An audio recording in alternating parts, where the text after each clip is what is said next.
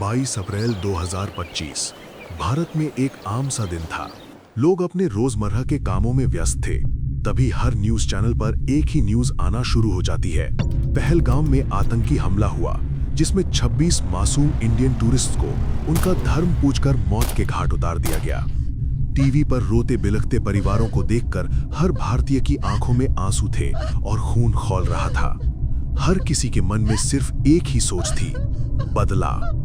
बदला उस हर एक मां के लिए जिसने अपना बेटा खोया, बदला उस हर एक महिला के लिए जिसका सिंदूर उजाड़ा गया।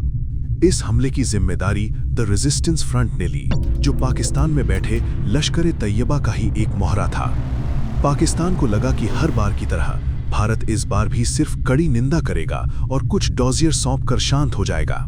लेकिन उन्हें इस बात का जरा भी अंदाजा नहीं था कि बैसरन वैली के खून ने भारत की उस बर्दाश्त की सीमा को तोड़ दिया था जो दशकों से चली आ रही थी। भारत अब एक ऐसे ऑपरेशन की तैयारी कर रहा था जो हमेशा के लिए इतिहास के पन्नों में दर्ज होने वाला था। इस ऑपरेशन की गहराई को समझने के लिए हमें थोड़ा पीछे जाना होगा।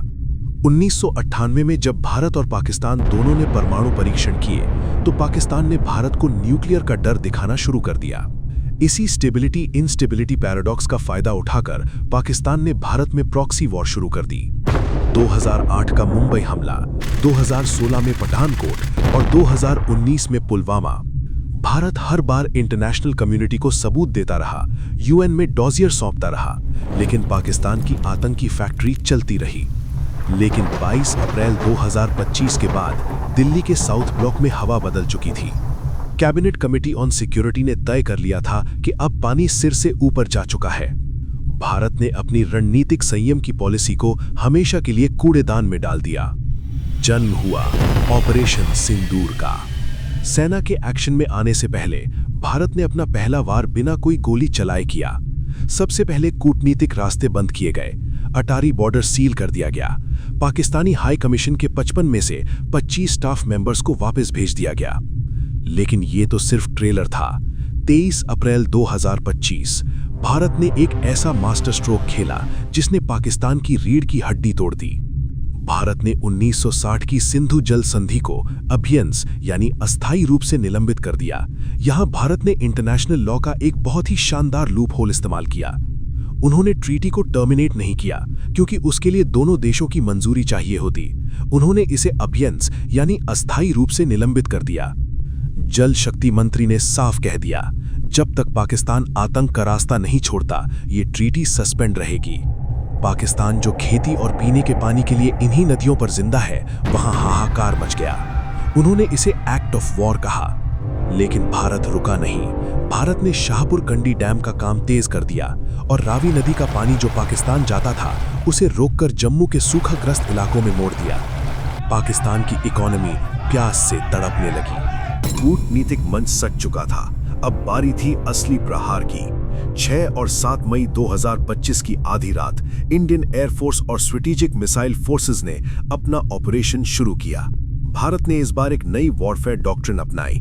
पाकिस्तानी एयर स्पेस में गहराई तक घुसे बिना ही स्वदेशी और घातक ब्रह्मोस सुपरसोनिक क्रूज मिसाइलों को Su-30 MKI जेट से फायर किया गया। सटीक इंटेलिजेंस के दम पर भारत ने पाकिस्तान और पीओके के अंदर मौजूद 9 सबसे बड़े आतंकी अड्डों को मलबे में तब्दील कर दिया। बहावलपुर की वो सुभान अल्लाह मस्जिद, जहां 2019 के पुलवामा हमले की साजिश रची गई थी, उसे उड़ा दिया गया। मुरीदके में 2008 मुंबई हमले से जुड़े लश्कर के हेडक्वार्टर को सिर्फ 6 मिनट के अंदर 4 मिसाइलों ने खाक कर दिया। 100 से ज्यादा खूंखार आतंकी और उनके हैंडलर्स मारे गए। लेकिन भारत की स्ट्रैटेजी देखिए। सरकार ने दुनिया के सामने साफ कर दिया कि हमने सिर्फ आतंकियों को मारा है, किसी पाकिस्तानी सेना या नागरिक को नुकसान नहीं पहुंचाया। इससे हुआ ये कि अगर अब पाकिस्तान न्यूक्लियर हथियारों की धमकी देता, तो पूरी दुनिया उसके खिलाफ खड़ी हो जाती। अपने ही घर में हुई इस तबाही के बाद पाकिस्तानी आर्मी का हुरूर टूट चुका था। अपनी आवाम को मुंह दिखाने के लिए उन्हें कुछ तो करना था। 8 मई को पाकिस्तान ने शुरू किया ऑपरेशन बुनियान मरसीन्स। पाकिस्तान ने भारतीय मिलिट्री बेस पर एक साथ 600 से ज्यादा ड्रोन्स का स्वॉर्म छोड़ दिया। उनका मकसद था भारत के एयर डिफेंस को चकमा देकर तबाह करना।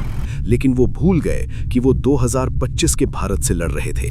भारतीय सेना का स्वदेशी आकाश तीर ऑटोमेटेड एयर डिफेंस सिस्टम पहले से एक्टिव था। दुनिया के सबसे घातक S-400 मिसाइल सिस्टम ने आदमपुर एयरबेस को बचा लिया। और सबसे हैरान करने वाली बात, भारत ने अपनी पुरानी L-70 और ZU-23 तोपों को मॉडर्न सेंसर्स के साथ जोड़कर आसमान में आ रहे उन सस्ते पाकिस्तानी ड्रोन्स को कीड़े मकोड़ों की तरह भून डाला। ड्रोन्स का हमला नाकाम होते ही भारत ने अपने ऊपर से सारे प्रतिबंध हटा लिए। अब बारी थी काउंटर फोर्स डोमिनेंस की। 9 और 10 मई की रात भारत ने सीधे पाकिस्तानी एयरफोर्स के रडार और एयरबेस पर हमला बोल दिया। आसमान में 125 से ज्यादा फाइटर जेट्स आमने सामने थे। इंडियन एयरफोर्स ने बियॉन्ड विजुअल रेंज कॉम्बैट में 300 किलोमीटर की दूरी से ही पाकिस्तानी F-16 जेट्स को हवा में ही उड़ा दिया। जहां आसमान और जमीन पर बारूद बरस रहा था, वहीं समंदर में भारत ने पाकिस्तान की मौत का फंदा तैयार कर लिया था।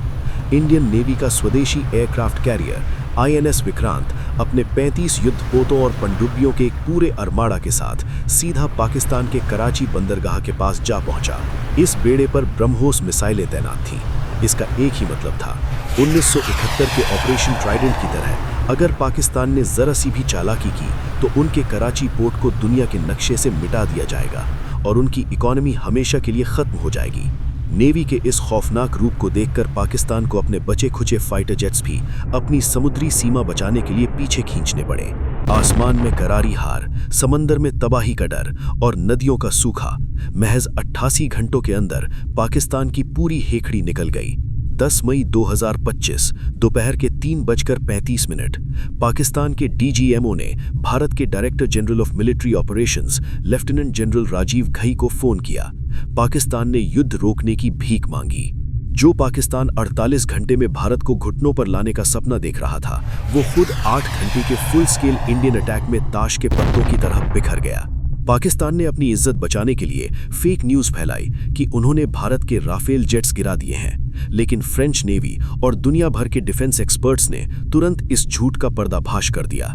अमेरिका के राष्ट्रपति डोनाल्ड ट्रंप ने क्रेडिट लेने की कोशिश की कि उन्होंने युद्ध रुकवाया, लेकिन भारत के प्रधानमंत्री नरेंद्र मोदी ने साफ शब्दों में दुनिया को बता दिया कि ये हमारा आपसी मामला है और इसमें हमें किसी तीसरे की दखलंदाजी बर्दाश्त नहीं है। ऑपरेशन सिंदूर खत्म हो गया था, लेकिन इंडियन फोर्सेस अभी सोई नहीं थी। बैसरन वैली के 26 बेगुनाहों के हत्यारे अभी भी जिंदा थे। हमले के ठीक 96 दिन बाद 28 जुलाई 2025 को भारत ने एक सीक्रेट मिशन लॉन्च किया, ऑपरेशन महादेव। इंडियन इंटेलिजेंस ने उन तीनों मुख्य कातिलों सुलेमान शाह, हमजा अफगानी और जिब्रान को ढूंढ निकाला। जब उन्हें घेरा गया तो वो भूख और डर से कांप रहे थे। भारतीय जवानों ने उन्हें वहीं क्लिनिकली एलिमिनेट कर दिया। हिसाब पूरा हुआ। ऑपरेशन सिंदूर सिर्फ एक मिलिट्री ऑपरेशन नहीं था, ये एक नए भारत का ऐलान था। इस ऑपरेशन ने दुनिया को सिखा दिया कि न्यूक्लियर हथियारों के साए में भी एक देश कैसे अपने दुश्मनों को पूरी तरह तबाह कर सकता है। आज भी सिंधु जल संधि सस्पेंडेड है, जो पाकिस्तान के सिर पर एक नंगी तलवार की तरह लटक रही है। अब पाकिस्तान जानता है कि अगर उन्होंने भारत की तरफ आंख भी उठाई तो जवाब सिर्फ गोलियों से नहीं, बल्कि जमीन, आसमान, समंदर और पानी हर तरफ से मिलेगा। दोस्तों, अगर भारत के इस ऐतिहासिक पलटवार की कहानी ने आपके अंदर जोश भर दिया है तो इस वीडियो को एक लाइक जरूर करें। ऐसी ही गहरी रिसर्च और रोमांचक कहानियों के लिए रेड डॉग को अभी सब्सक्राइब करें। जय हिंद।